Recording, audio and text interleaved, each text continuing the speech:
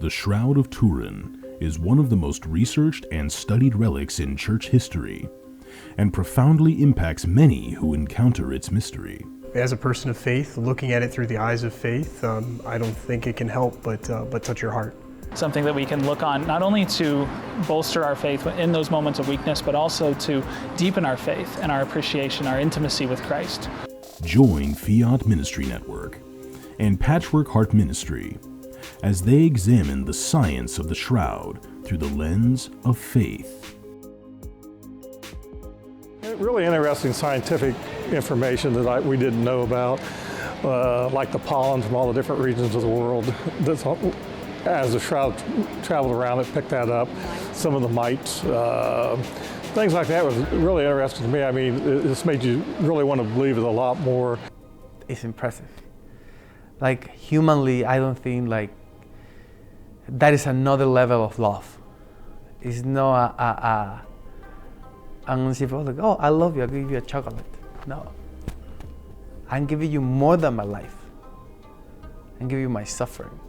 Asking both experts and disciples, who do you say I am? As far as who the man of the shroud is, as a person of faith and kind of reviewing the evidence there, it seems that a convincing argument can be made that it's Jesus of Nazareth. Visit patchworkheart.org/shroud to learn more and get exclusive behind-the-scenes updates for your support.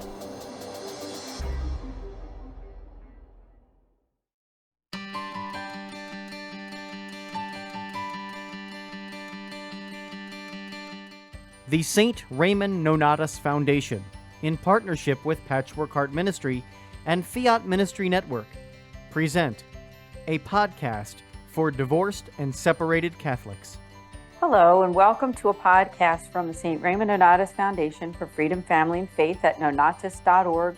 This is Anne DeSantis, Executive Director, joined by our Board President, Mickey Kelly. Mickey, thanks again for joining us. Hi, Anne. Great to be back on here. It is, because we have a pretty new series here. This is one specifically for adult children of divorce, and the topic is 10 ways to heal for those adult children. And Mickey and I are both in that category, which we talked about during episode 1. And so for this episode, the topic is understanding that it isn't or wasn't your fault what happened. And it gets the best of us, especially when we're children. If our parents divorced when we were children, very common for young people to interpret what happened in their family as something that had to do with them.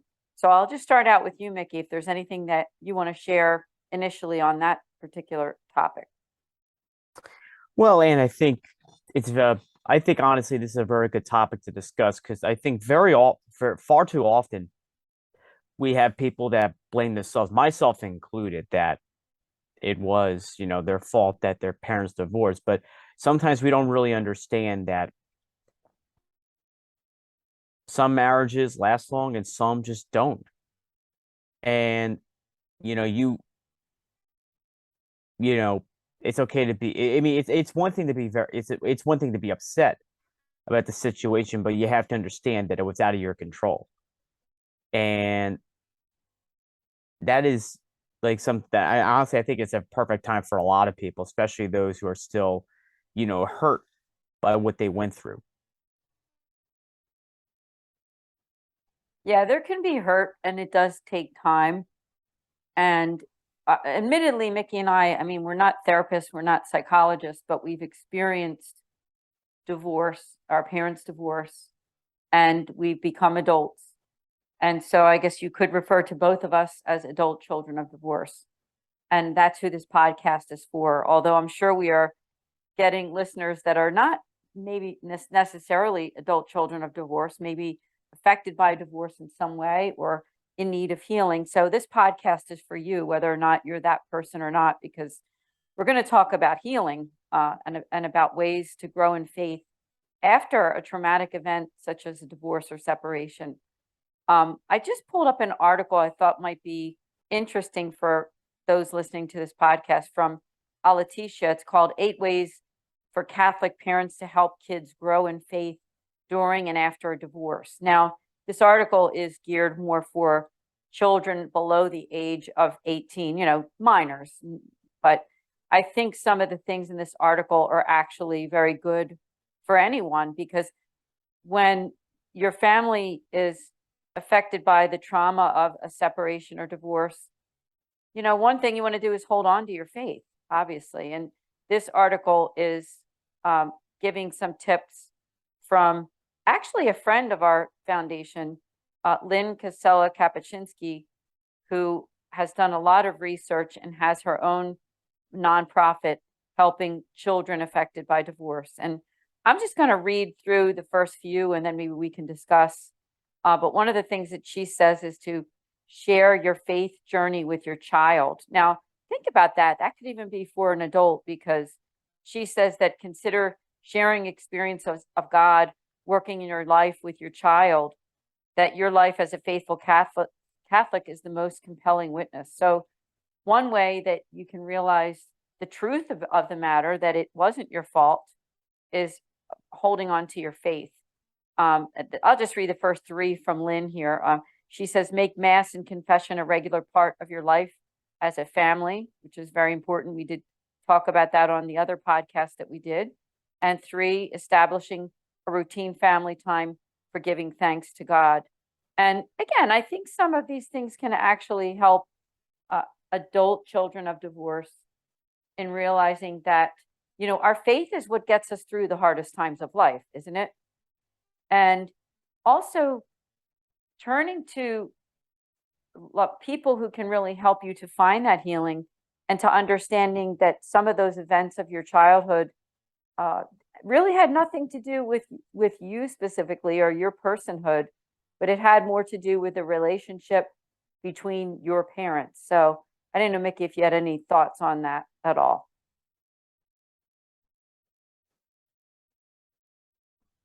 Well, and I think Lynn brings up some excellent points. And let's face it, I mean, honestly,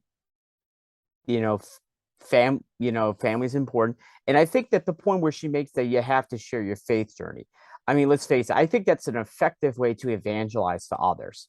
I mean, how often do we hear from some of the well-known names of the church, whether they're cradle Catholics, they fell away for a while, then they went back, some that had a profound conversion from, say, one of the Steubenville events, wherever the case is, every faithful Catholic has a faith journey and a faith story to share. And it's only a matter of time until they can inspire others to consider taking up the gauntlet of faith, to share that with others. Evangelization, and I think we were kind of reminded about that from St. Paul in a couple of times in his letters, that we are one in particular is when we are ambassadors of Christ, as he reminds us in his letter to the Church of Corinth. And we as ambassadors, we have to share the story of who we are, because without that, our faith has no meaning, and others will not know what we have came to know and love. Yeah, there's so much wisdom there, and your wisdom is coming from, obviously, from your own experience and also from your faith. Because one thing I think that you and I both have in common as adult children of divorce is that we have turned to our faith for healing, and healing is a process. And even this topic of the podcast today, which is realizing that it isn't and wasn't your fault, as simple as that sounds for some, it is something that takes time, because you can say, and we can say, hey, I knew that wasn't my fault, but there might be some piece of your spirit, your soul, that still hasn't really accepted that 100%, that God loves you. And no matter what happened between your family, is that you are infinitely loved by God, and he wishes your healing. And for me, I mean, a simple definition, in my opinion, of healing is that despite the reality of sin, that we are able to move on in faith, hope, and love of God and of others. So we realize that we live in a world that is affected by sin, both of other people and of ourselves, but we can still move on in faith no matter what. I wanted to refer back, if I could, to the article that I was just telling everyone about here from alatisha.org. It says to point out the good in your family members and nurture those relationships, especially regarding your child's other parent. And it does say some words of wisdom here, that after a divorce, some children perceive one parent is good and one is bad, but this thought process does not help their long-term healing and peace. And then this is again from this friend of ours, Lynn Casella-Kapuscinski. These perceptions can also add further difficulty for children in relating to God as a loving father or to Mary as a loving mother, she writes. When possible, parents can point out good and kind qualities in the other parent and encourage relationships with other loving family members as well.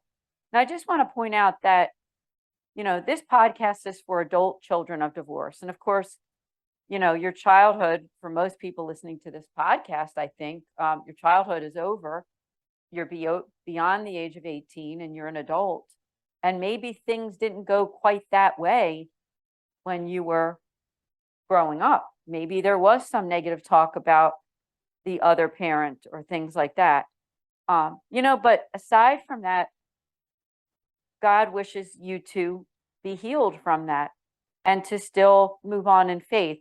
But I do think that these are great words of wisdom when Lynn says that after divorce, some children perceive one parent as good and one as bad, but that this thought process does not help their long-term healing and peace.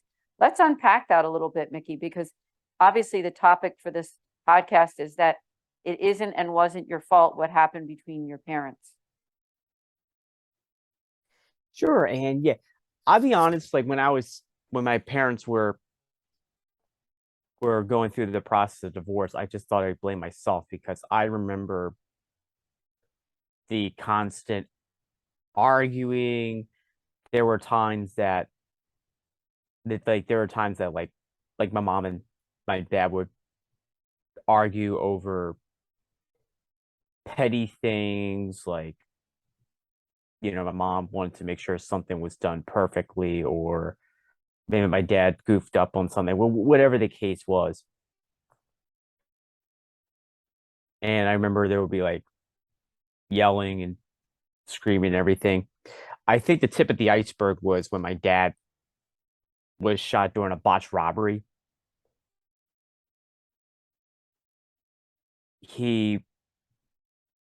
My grandma was saying something about that he loved this other woman, and my grandma said that in front of my mom, and my mom was really was deep down, she was heartbroken, and she thought of leaving like right then and there, but she knew that she had a husband that needed someone to be with him, to help with the recovery and all that.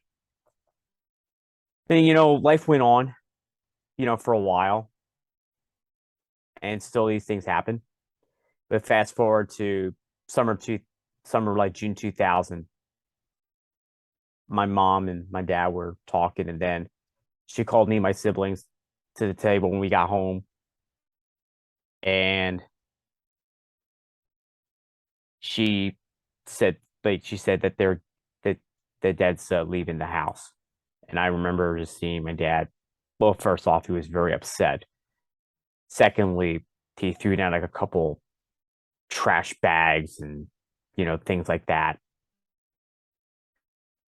And when I was going through the remaining of grade school from like 4th grade on, I withdrew myself. There are times that I lashed out. There are times I pushed people away.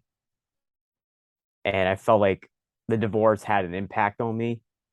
And when I confided in someone, I told them that I believe that I caused the whole thing, and they said, it's not your fault. And truthfully, I was hurt by this whole thing. But as we mentioned earlier, Anne, healing takes time. It's not like, a snap of a finger or anything, or, getting an inoculation or whatever, or surgery, whatever the case is.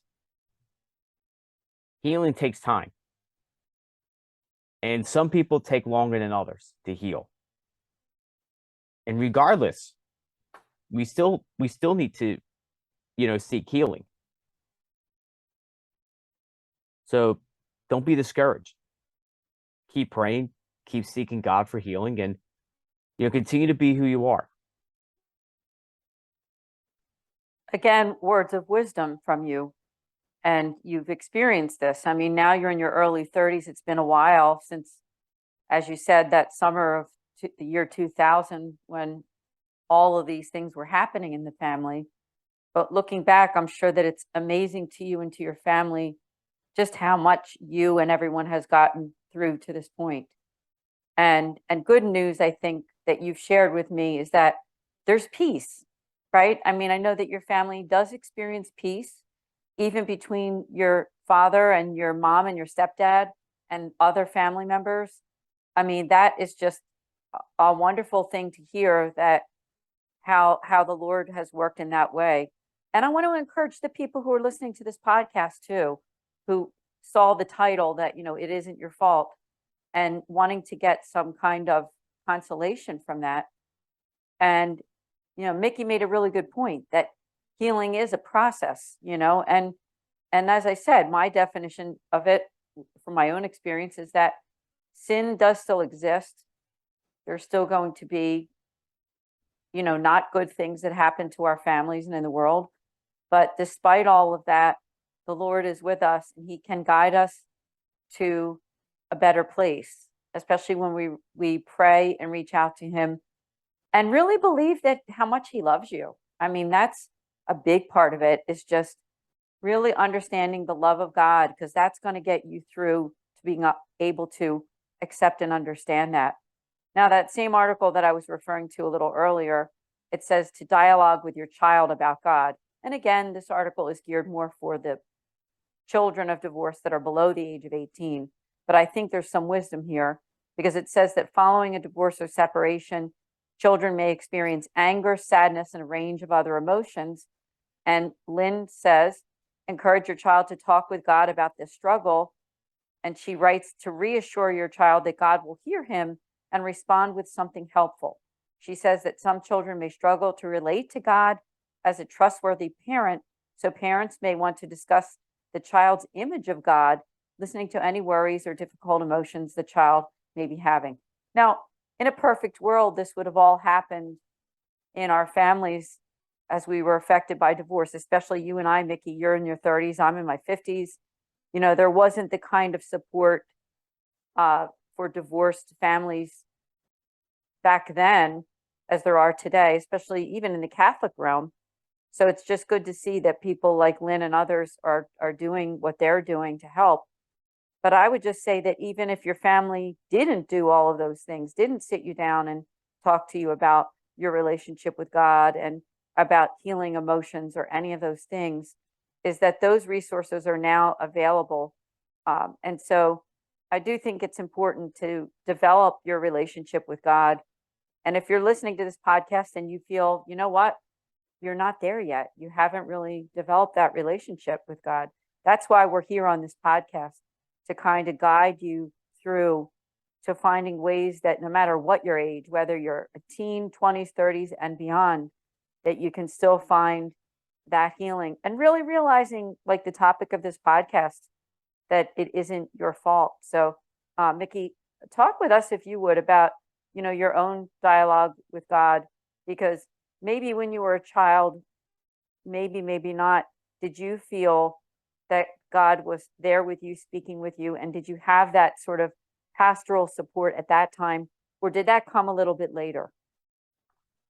Truthfully, and it has come quite a bit later.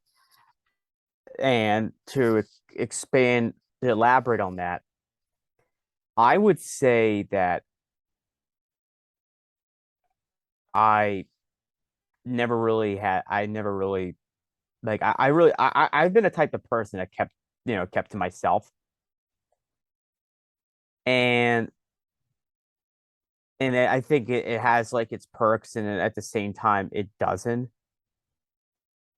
because like usually if you keep things in for too long, like it could hurt you, and maybe like also like the people around you. But if there's, but I, honestly, like I still made it to mass, but I mean I wasn't like really all into my faith until later in high school, heading into like college. So there was like something there. I kind of think of it as planting seeds, but like seeds, they grow in time. And I would say that the time that I actually was able to start healing is like coming on board with the St. Raymond Nonnatus Foundation. Well, that's good to hear. And that's not the first time you've mentioned to me that we actually have helped you. You being a part of this nonprofit has actually helped you with your own healing. I mean, it's wonderful to hear. And especially to our listeners. I mean, Mickey's our board president. He holds a very important role in the guidance of this Catholic nonprofit 501c3. We're very grateful to him.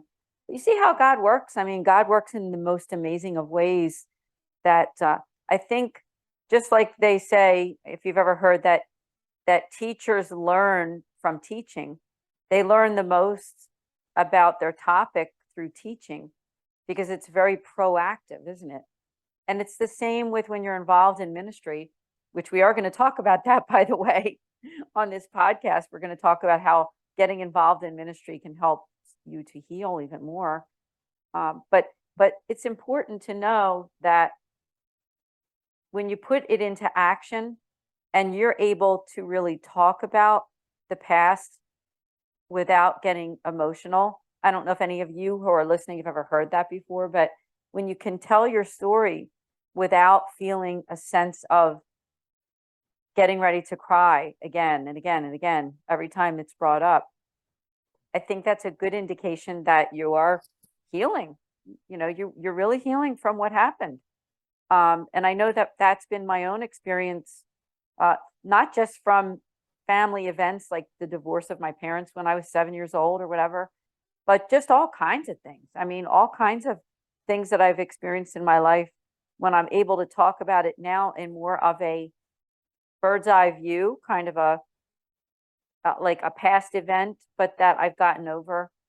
It has brought some healing to my own life. Just to go back to that article again, the other 6, 7, and 8 of her points are to do a giving it to God activity. She says with your child, which of course this article is geared for those under 18.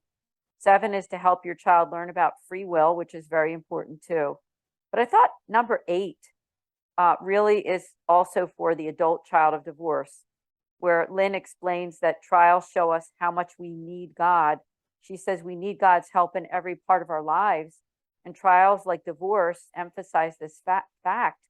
But thankfully, she says the church and her sacraments are there to give us the support we need on our journey to holiness. Parents might talk to children about leaning on God during this difficult time, remembering that his loving aid is always available for us if we just ask. I mean, isn't that true also for no matter what age? I mean, she's talking about teaching kids that parents went through a divorce. Obviously, they're minors, right? But these are things that we as adults can look at and say, we need to know that through trials, how much we need God. Let's talk about that. Yes, and let's face it, no matter what trial we go through, even we are reminded in St. Paul's letter to Thessalonians, in all circumstances give thanks. He goes on to say, pray without ceasing. And there are times that we're reminded in Psalms and other parts of Scripture that we must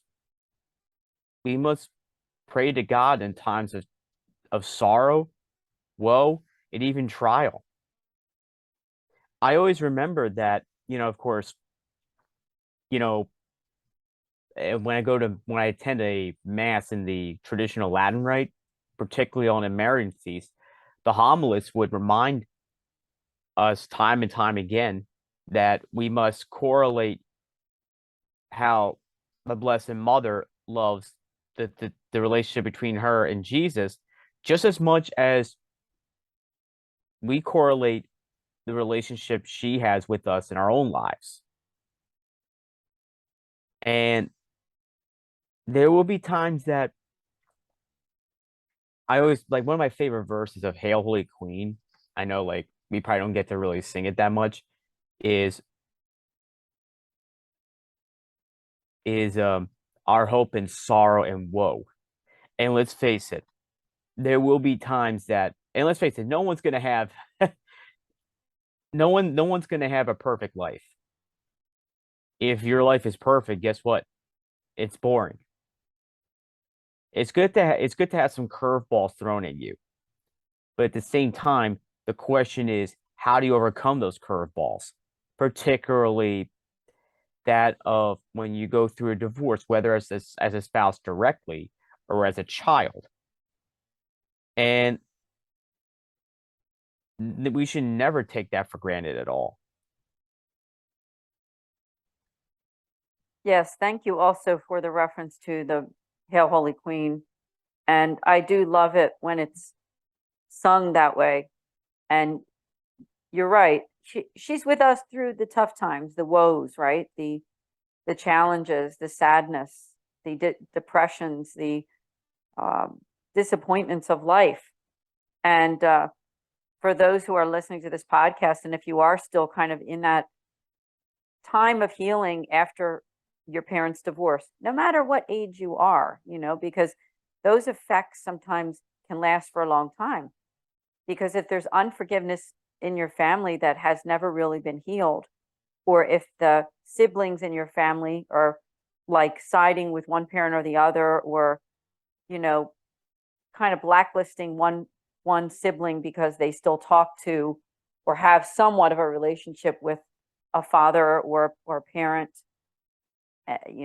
step parent, whoever it is. I mean, there has to be some kind of peace there, right? And we can't force peace. We can't force any kind of perfection in relationships, but we can live our own lives and realize that, as the topic of the podcast says, that it isn't your fault and it wasn't your fault. The relationship between your parents and what happened with their marriage. So it is kind of like realizing that it is your life now, and you're stepping forward into your own life, and you don't have to be affected by that divorce anymore, even if there's still some not good things that are happening even in the present life. I know for me on a personal level that those resources weren't available for my family. The positive resources that are available now, both inside the Catholic Church and just in general for families affected by divorce. And so there was some kind of, not great stuff going on, even when I was beyond the age of 18, some negative discussions and gossip and unforgiveness and things, and not blaming anyone on this podcast. Of course, we never, when we talk about our personal experience, it's just that our personal experience, right? Nothing more than that. And thankfully, things in my life right now, and I do believe that in my family's life, is good. There is peace, but it does take time. It takes time, but realizing that there has to be some kind of division too between your own life and moving forward in your life and that of the past and what you experienced in the divorce of your parents. Again, just for people who are listening, I want to refer to that article and just say, if you want to read it, it's called 8 Ways for Catholic Parents to Help Kids Grow in Faith and During and After Divorce. It's by Teresa Savantos Barber. It was published on June 26th of 2020. So definitely check that out. I want to mention also on this podcast, our own resources. Remember that you can have a free pastoral consultation with a Mercedarian friar, where they will offer the care, the prayer, and the guidance of the teachings of the Catholic Church. so that you can find that healing. And we do offer that healing for all family members that are affected by divorce. So just go to our website at nonnatus.org on the drop down for our services under priestly consult and just fill out the form there. So Mickey, as we're coming to a close, I didn't know if you had any kind of some final words on your own words of wisdom for that whole idea of that it isn't and wasn't your fault. I would just simply say that, just be faithful, never give up, give it to God.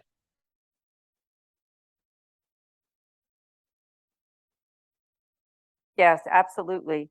Give it to God. And I also, before we end, I wanted to mention a couple other nonprofits that will be very helpful to those affected by divorce and separation, especially the children, the adult children. One is called restoredministry.com.